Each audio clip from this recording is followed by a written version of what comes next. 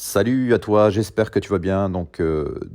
Pour cette nouvelle année, dans cet épisode, je vais quand même aborder, c'est un sujet très important pour ta sécurité personnelle, le fait d'épargner, ou du moins le fait d'économiser de l'argent. C'est très important.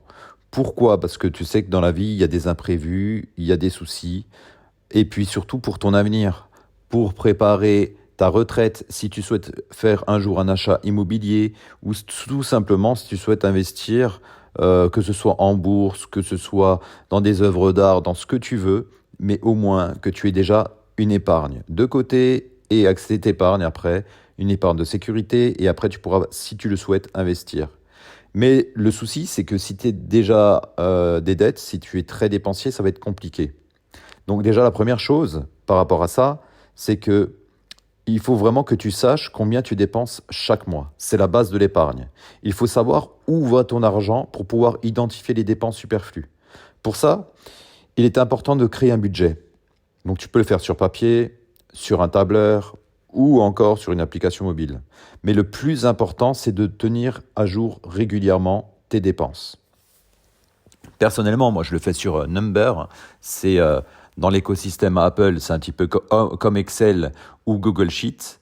Peu importe le support que tu utilises, l'essentiel, c'est que dans une colonne, tu inscris vraiment tous les intitulés de tes dépenses, donc c'est-à-dire ton loyer, si tu payes un loyer, ton crédit immobilier, si tu rembourses un crédit, tes abonnements Internet, tes assurances, auto, habitation, les impôts aussi que tu payes, si tu as une taxe foncière à payer, si tu payes des revenus fonciers, mais vraiment toutes les dépenses. Si tu vas chez le coiffeur, tu mets ta dépense de coiffeur. Si tu es abonné dans une club de salle de sport, tu mets tes abonnements. Et vraiment, il faut vraiment que tu prennes du temps. Je t'invite maintenant, si tu as du temps devant toi, de te poser, même de faire ça d'abord sur papier. Après, tu pourras facilement le reporter sur un tableur, ce sera plus simple, parce que tu as le calcul qui se fait automatique. Eh bien, liste toutes tes dépenses. Et sur la colonne de droite, tu vas mettre tout le montant de tes dépenses. Une fois que tu as fait ça, tu auras la somme totale de tes dépenses mensuelles. Très important. Sans savoir où vont tes dépenses, c'est compliqué justement de mettre de l'argent de côté, c'est compliqué de savoir où est-ce que tu vas dans ta vie. Comme c'est une nouvelle année, on démarre 2024 sur des bonnes bases, sur des bases saines. Voilà, tu as noté toutes tes dépenses. Maintenant, tu vas rentrer tes rentrées d'argent, ton salaire, voilà, professionnel. Tu travailles, si tu es salarié, tu vas noter ton salaire que tu reçois chaque mois. Si tu reçois des allocations également, tu vas les ajouter. Si tu reçois des revenus locatifs, tu vas les ajouter. Si tu reçois des aides sociales et ainsi de suite, tu les ajoutes. Une fois que tu as tes rentrées d'argent et une fois que tu as tes dépenses mensuelles, tu fais la soustraction.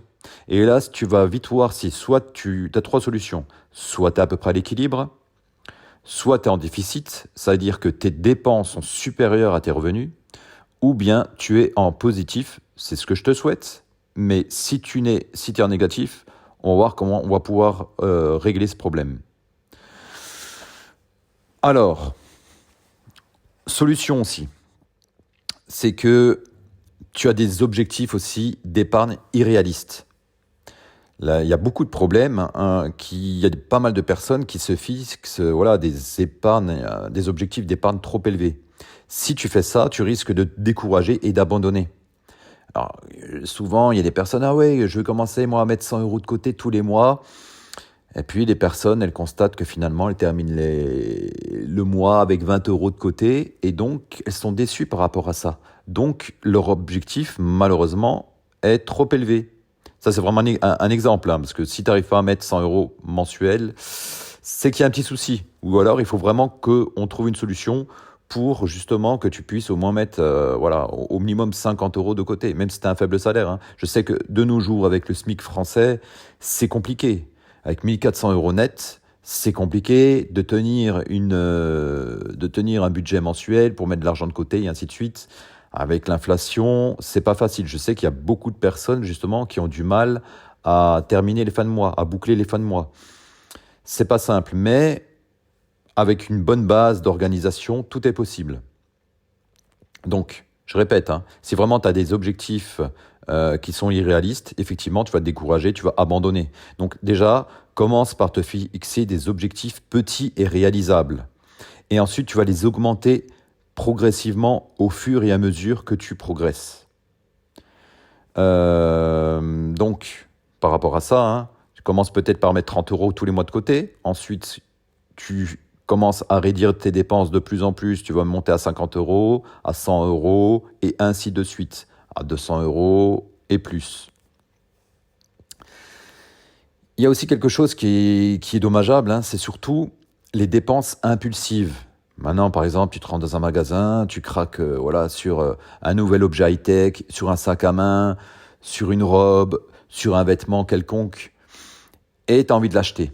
Mais tu sais que tes finances, elles sont un peu limites, mais tu as envie de l'acheter parce que c'est un coup de cœur, tu sens une grosse impulsion, une grosse envie, une frénésie d'acheter cet objet. Et tu vas passer à l'action, tu vas l'acheter. Et à la fin de mois, malheureusement, tu vas vite te rendre compte que finalement, les 50 €, les 100 € que tu voulais mettre de côté, ils sont partis dans les dépenses, dans tes dépenses impulsives. Et tu sais qu'on a tous tendance à faire ça. Quand on n'a pas réfléchi à nos achats, c'est ce qui va arriver. Donc, pour éviter cela, prends le temps de réfléchir avant de faire un achat et pose-toi les questions suivantes. En ai-je vraiment besoin ? Et est-ce que je peux m'en passer ? Moi, je dirais même plus, ce que tu peux faire aussi, c'est que tu prends 2-3 jours de réflexion. Et souvent, au bout de 2-3 jours, finalement, tu vas te rendre compte que finalement, cet achat-là, tu n'en as pas réellement besoin. Ce n'est pas indispensable. Et la frénésie d'achat sur le moment va se dissiper. Si vraiment, au bout de 2-3 jours, finalement, tu y penses encore très fortement, reporte encore de 2-3 jours. Si au bout d'une semaine, finalement, tu ne peux pas te retenir, à ce moment-là, fais-toi plaisir. Mais la grosse solution, c'est de toujours réfléchir avant de faire un achat, de se laisser un petit laps de temps. Parce que si tu rentres dans un magasin et à chaque fois tu fais des achats impulsifs, malheureusement, même si tu as un gros salaire, tu risques de ne pas mettre d'argent de côté. Et ce n'est pas la solution. Il y a une autre solution, il y a un autre problème aussi, c'est que si tu n'as pas la motivation, tu sais, l'épargne, c'est comme un marathon, hein. C'est pas un sprint. Il faut vraiment être patient. Et je sais qu'il y a beaucoup de personnes qui manquent de patience. Là, ce qu'il faut vraiment que tu fasses, c'est que tu sois dans la consistance et il faut que tu sois persévérant pour atteindre tes objectifs. Donc, par exemple, si tu manques de motivation, pour te motiver, fixe-toi des récompenses pour chaque objectif que tu atteins.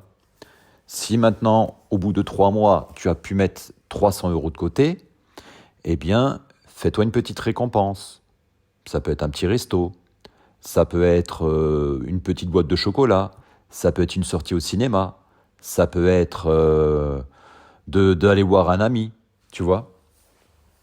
Mais c'est important de se faire des récompenses. On ne peut pas toujours être dans la frustration, dans la privation. Parce que si tu es dans la privation, forcément, tu vas pas être bien. Tu vois, moralement, ça n'ira pas. Donc, essaye de faire un petit listing, justement, de tes récompenses, justement, pour te motiver. Maintenant, on va parler, si tu as des dettes. Il y a des personnes, je sais, qui ont pas mal de dettes. Donc, il est important de les rembourser.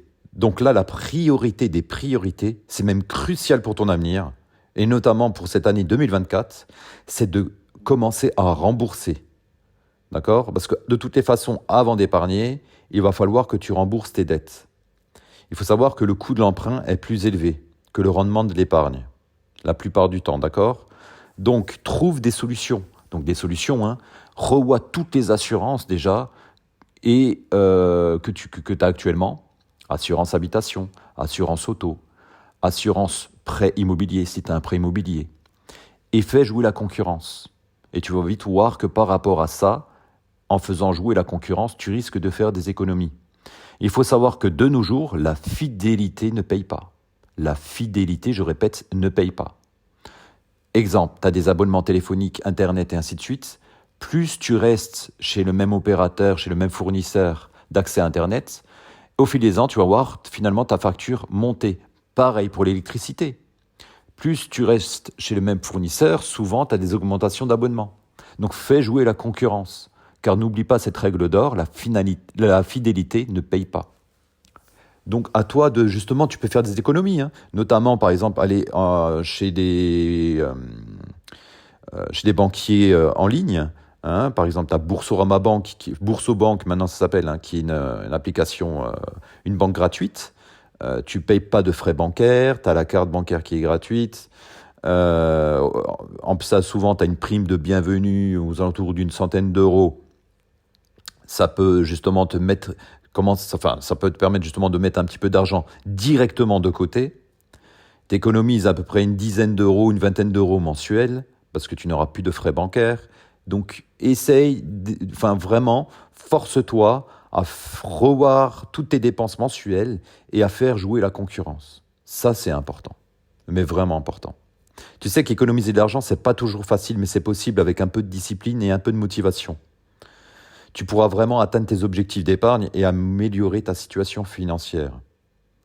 Pareil, hein, si maintenant tu cherches, par exemple, je sais pas, tu cherches un lave-linge, compare les prix avant d'acheter. Lorsque tu vas faire tes courses, tu peux aussi faire tes courses en vrac. Cuisine toi-même. Si tu vas régulièrement au restaurant, ou tu vas au McDo, ou tu vas acheter des donuts et ainsi de suite, fais tes courses toi-même. Et souvent, tu mangeras mieux et pour beaucoup moins cher. Règle tes factures à temps. Donc, évite d'être en retard sur les paiements de factures. Sinon, tu vas avoir des problèmes. Annule aussi les abonnements que tu n'utilises pas. Si tu n'utilises pas trop Netflix, annule les abonnements comme ça sert à rien, tu vois. Si maintenant, ça fait des années que tu as un abonnement dans une salle de sport et tu n'y vas plus, eh ben, désinscris-toi, désabonne-toi. Tous les abonnements que tu as, élimine-les, tu vois, par exemple, si c'est pas indispensable. Pareil, pour aller au travail, si tu prends régulièrement ta voiture, essaye de faire du covoiturage. Ou encore, prends les transports en commun. Tu sais que maintenant, les employeurs ont l'obligation de te rembourser la moitié de tes abonnements de transport. Par exemple, si tu prends le bus, tu as le droit à avoir au moins 50% de réduction sur l'abonnement. Pareil si tu prends le train. Ou pour cette nouvelle année, tu veux faire un peu de sport, tu veux allier économie et bien-être, achète-toi un vélo.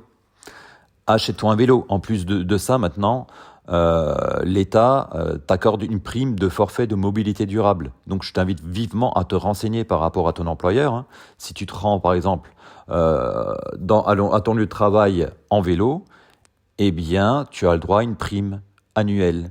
De même, si tu fais du covoiturage. Donc maintenant, tu vois, tu as plusieurs éléments qui sont à ta disposition. C'est vraiment à toi de jouer. Voilà. Ben écoute, je te souhaite de passer une excellente journée ou une bonne soirée et à très bientôt. Salut.